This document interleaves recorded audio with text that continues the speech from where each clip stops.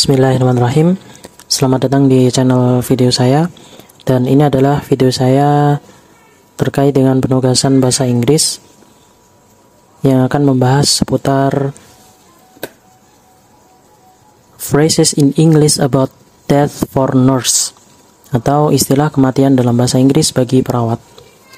Sebelumnya, dalam bahasa Inggris penggunaan kata death atau kematian itu jarang digunakan karena kata tersebut itu tergolong tabu atau membuat orang takut, karena orang-orang di Eropa sana itu kebanyakan takut terhadap sesuatu yang berbau dengan kematian, sehingga mereka menggunakan banyak istilah untuk sebenarnya mereka mau menyebut kematian tapi tidak secara langsung, yaitu menggunakan istilah-istilah yang nanti akan kita bahas satu persatu. Yang pertama di sini ada fatality. Fatality itu adalah biasa diterjemahkan dengan korban jiwa. Kadang digunakan di pertempuran, kebakaran, ledakan, atau kecelakaan seperti dalam konteks slide PowerPoint saya ini.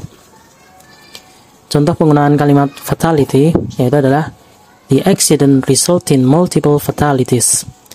Kecelakaan itu mengakibatkan banyak korban jiwa. Kemudian ada disease. Disease itu penggunaan menyebutkan sesuatu yang tidak bernyawa. Jadi cenderung bukan ke arah kematiannya, tapi keadaan dia sudah tidak bernyawa ya. Sudah setelah meninggal gitu, menyebutkan sesuatu yang sudah tidak bernyawa. Contohnya, she mourned the recent disease of her beloved pet. She mourned, dia berduka, the recent disease, atas kematian, atas kehilangannya yang recent, baru saja, of her beloved pet, kehilangan hewan peliharaan kesayangannya.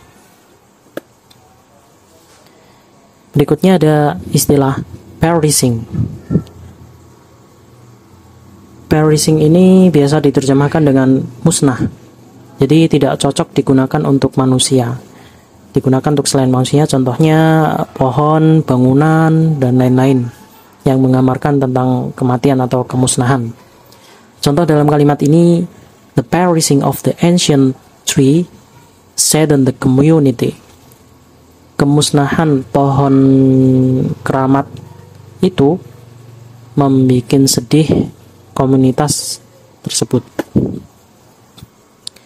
Berikutnya ada kalimat demise. Demise ini mirip seperti disease yang sudah lewat tadi, yaitu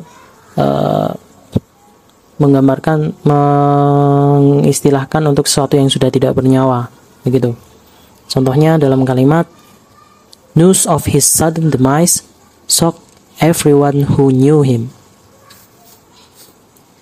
Berita tentang kehilangan secara tiba-tiba atas pria tersebut membuat terkejut setiap orang yang mengenalnya. Di sini ada gambar si Iron Man nih. Ada yang belum nonton Marvel Avengers Endgame? Next, di sini ada extinction. Extinction. The extinction of the species was a significant loss to biodiversity. Penggunaan extinction ini biasa diterjemahkan dengan punah. Jadi ya mungkin tidak cocok juga untuk penyebutan manusia ya, selain manusia. Contohnya kalau dalam kalimat ini ya menggambarkan the extinction of the species, kepunahan spesies tersebut, was a significant loss to biodiversity, merupakan kehilangan yang sangat signifikan bagi keanekaragaman hayati. Berikutnya ada passing away. Ini sering sekali dipakai karena penggunaan kalimat passing away itu tergolong bahasa yang sopan. Atau kalau dalam bahasa Jawa tuh ada yang ngoko halus, kromo. ada yang kromo halus itu sedo gitu. Jadi penyebutan mati tapi yang halus. Mungkin kalau dalam bahasa Indonesia wafat gitu ya. Bukan mati tapi wafat. Contohnya dalam kalimat ini ada after a long battle with illness, he peacefully passed away. Setelah perang yang lama dengan penyakitnya, dia akhirnya wafat dengan tenang. Oke, di sini sebenarnya gambarnya tuh perempuan, tapi kalau dicontoh dengan kata he kurang cocok sih sebenarnya. Tapi nggak apa-apa, hanya buat ilustrasi saja. Next, kemudian ada departure from life. Departure from life itu artinya meninggalkan kehidupan. Artinya juga sama dengan kematian, hanya saja di sini tidak secara langsung ngomong kematian begitu, dengan bahasa lain. Departure from life. Contohnya, the family gathered to mourn the departure from the life of their patriarch. Keluarga tersebut berkumpul untuk mourn, berduka, the departure from the life atas meninggalkan kehidupan, meninggalnya of their patriarchs, atas meninggalnya patriark mereka. Patriark itu leluhur tapi yang cowok itu, patriark. Berikutnya ada crossing over. Nah, crossing over ini penyebutan mati tapi lebih ke bahasa gaul. Mungkin kalau orang-orang yang sering ngegame tuh biasa ngomong AFK, away from keyboard. AFK itu. AFK, away from keyboard. Di sini penggunaannya crossing over. Mati tapi dengan bahasa gaul. Contohnya di sini ada the old sailor was ready to cross over to the other side. Pelaut tua itu sudah siap untuk cross over, meninggalkan begitu, to the other side, ke sisi yang lain, maksudnya meninggalkan dunia. Berikutnya ada eternal rest. Eternal rest ini bahasanya sangat puitis. Eternal rest ini sangat puitis.